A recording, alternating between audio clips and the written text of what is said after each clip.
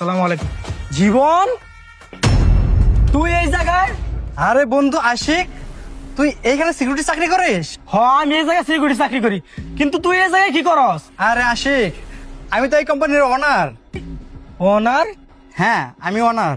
কিন্তু আজকের আগে তো আমি কখনো তোর এই জায়গায় দেখি নাই। আরে আশিক, এটা ছাড়া আমার আরো 4-5টা কোম্পানি আছে। আমি বেশিরভাগই বাসায় থেকে সেগুলো অনলাইনে কাজকাম করি।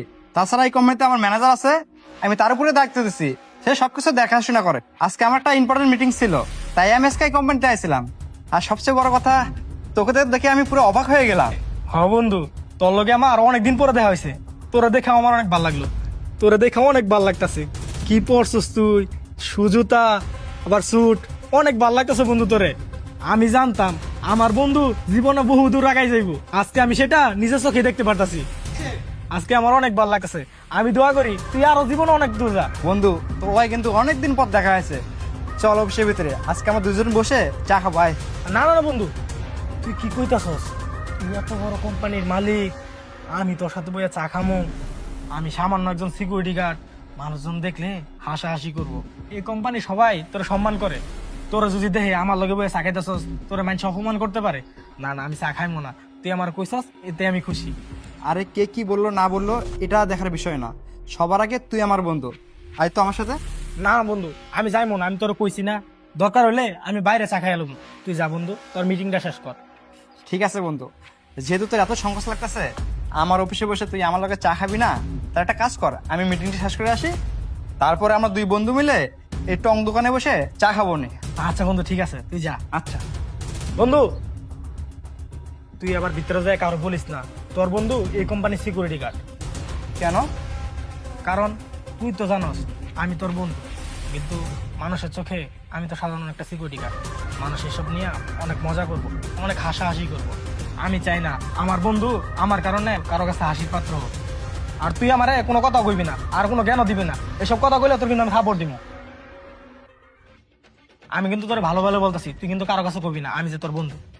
আচ্ছা ঠিক আছে, আমার মিটিং এর সময় হয়ে যেতেছে, তাহলে আমি মিটিং শেষ করে আসি। আমার বন্ধু জীবনে অনেক উন্নতি করছে, আমার দেহ অনেক ভালো লাগতেছে। আমার বন্ধুটা অনেক ভালো।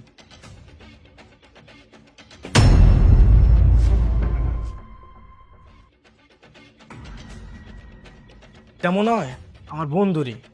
এক কাজ করি, আমি ভিতরে যাই, বন্ধুর মানি ব্যাগটা দিয়ে আসি। আমি একটু যাই। নুসরাত, আমি যে তোমাকে কাজগুলো দিছিলাম সেগুলো কি কমপ্লিট করছো? জি স্যার, সব কমপ্লিট হয়েছে। জীবন বন্ধু, এই মানি ব্যাগটা আমার ওই জায়গায় ফেলে রেখেছিলি, এই নে। ধন্যবাদ বন্ধু। এই ফকিনের বাচ্চা, তোর সাহস হয় কিভাবে তুই স্যারের সাথে তুই তুই করে কথা বলছিস?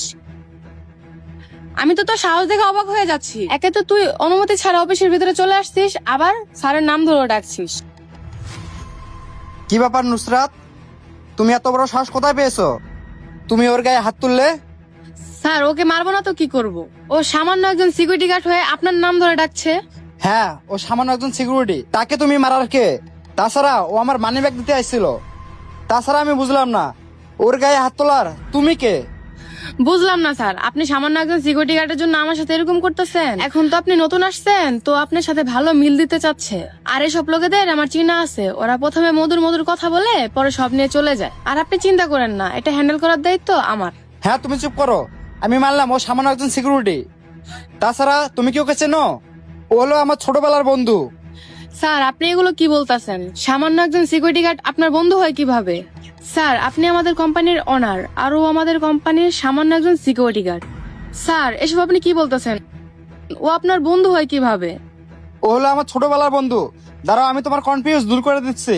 তাছাড়া সবচেয়ে বড় বিষয় হলো কি, আমরা ছোটবেলা থেকে একলগে বড় হয়েছি। আর একটা বিষয় কি তুমি জানো, আমরা একলগে কলেজে লেখাপড়া করছি। মাঝখানে ওর ফ্যামিলির জন্য ওর লেখাপড়া বন্ধ হয়ে যায়, আর আমি লেখাপড়া চালিয়ে যাই। সেজন্য আমি আজকে এই পজিশনে আসতে পারছি। আরও আমাদের কোম্পানিতে চাকরি করে বিদায় ওর কি কোনো মূল্য নেই? ও কি মানুষ না?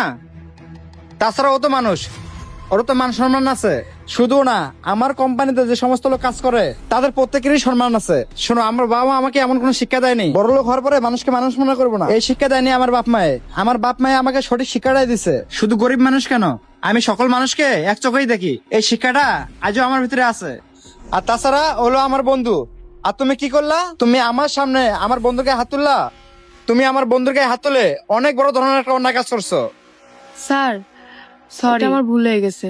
আমাকে আরেকটা সুযোগ দেন, এরকম ভুল আর কখনো হবে না। স্যার আমাকে আরেকটা সুযোগ দেন, আজকের পর থেকে আর এরকম ভুল কখনো হবে না। সরি বলে কোনো লাভ নেই। তুমি যে অন্যায় কাজটা করছো না, সেটা শাস্তি তোমাকে পেতেই হবে। বন্ধু, তোর হেরে চাকরি থেকে বাই করা দরকার নাই। তাছাড়া সে তো আমার জেনে শুনে আমার সাথে খারাপ আচরণ করে নাই, আর তাছাড়া সে তো তার ভুলটা বুঝতে পারছে। বন্ধু, তুই হেরে আরেকটা সুযোগ দে। আমি তো তোর আগেই বলছিলাম, সামান্য একজন সিকিউরিটির বন্ধু এই অফিসের মালিক হইতে পারে। হেরে তুই চাকরিতে রেখে দে। দেখ, তোর সাথে আজকে আমার কতদিন পরে দেখা বন্ধু, আর আমি চাই না আমার জন্য কারো চাকরি চলে যাক। দেখো নুসরাত, যাকে তুমি 2 টাকা সিকিউরিটি বলে সম্মতি করছিলা, এখন সেই সিকিউরিটি গার্ড তোমার চাকরির জন্য আমার কাছে রিকোয়েস্ট করতেছে। সরি। আমার কাছে সরি বলে কোনো লাভ নেই, কারণ তুমি অন্যটা আমার সাথে করোনি, অন্যায় করছো তুমি ওর সাথে। যদি তোমার ক্ষমা চাওয়ার ইচ্ছা হয়, তাহলে তুমি ওর কাছে ক্ষমা চেয়ে নাও। আর সে যদি তোমাকে ক্ষমা করে, তাহলে আমি তোমাকে ক্ষমা করব। সরি। না ম্যাডাম, ঠিক আছে। আচ্ছা ঠিক আছে নুসরাত, তুমি তাহলে এখন আসতে পারো। ঠিক আছে স্যার। বন্ধু বস। আচ্ছা বন্ধু, বসতেছি।